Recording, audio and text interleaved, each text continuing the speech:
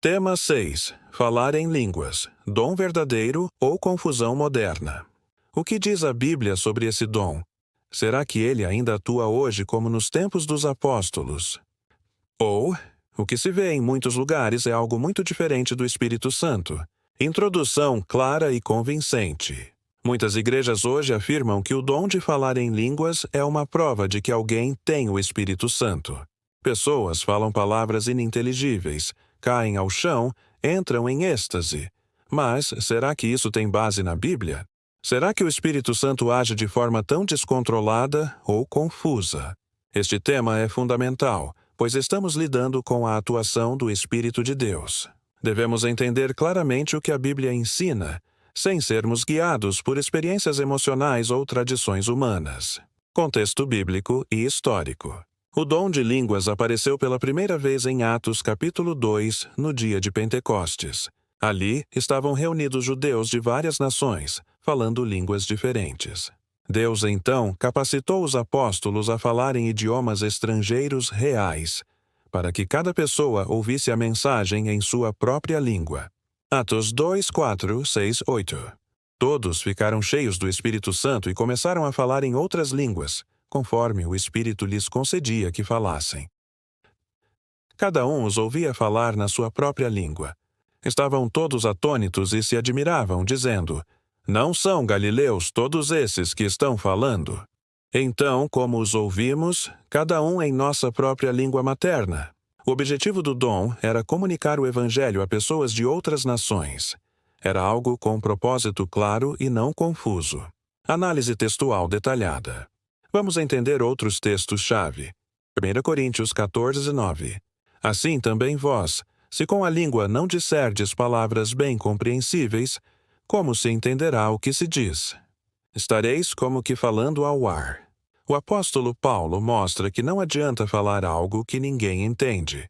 O propósito de qualquer dom é edificar, ensinar, esclarecer, não confundir. 1 Coríntios 14, 27 e 28.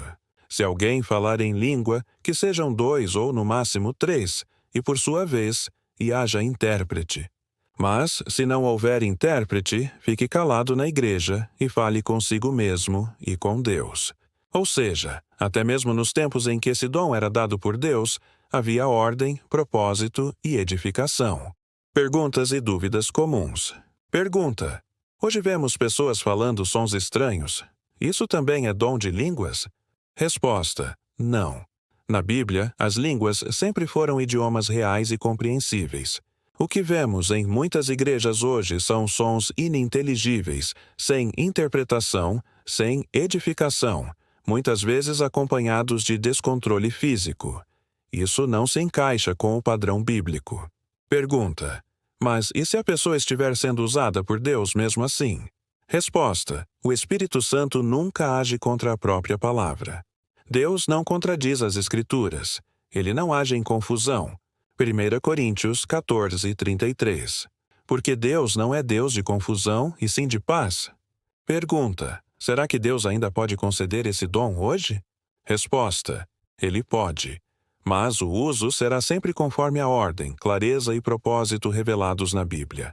E, como os apóstolos ensinavam, não é o dom mais importante. 1 Coríntios 14, 19. Todavia, na igreja, prefiro falar 5 palavras com entendimento, para instruir outros, do que 10.000 palavras em língua desconhecida. Exemplos bíblicos e testemunhos de fé. Nos tempos de Atos, os apóstolos usaram o dom de línguas para evangelizar, nunca como sinal de êxtase ou para gerar confusão emocional. As línguas eram compreendidas por quem ouvia. E, ao contrário do que muitos dizem hoje, nem todos os cristãos recebiam esse dom. 1 Coríntios 12, 30. Falam todos em línguas? Interpretam todos? A resposta implícita é não. Logo, falar em línguas nunca foi sinal de salvação ou de presença do Espírito Santo. O verdadeiro sinal do Espírito é o fruto do Espírito. Gálatas 5, 22, 23.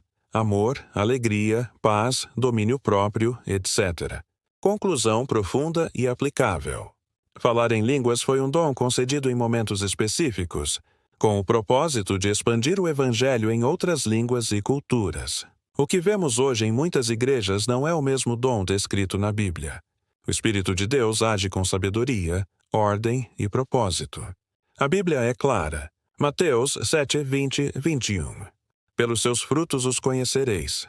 Nem todo o que me diz, Senhor, Senhor, entrará no reino dos céus, mas aquele que faz a vontade de meu Pai. O verdadeiro cristão é conhecido pelos frutos, e não por manifestações emocionais. Próximo tema.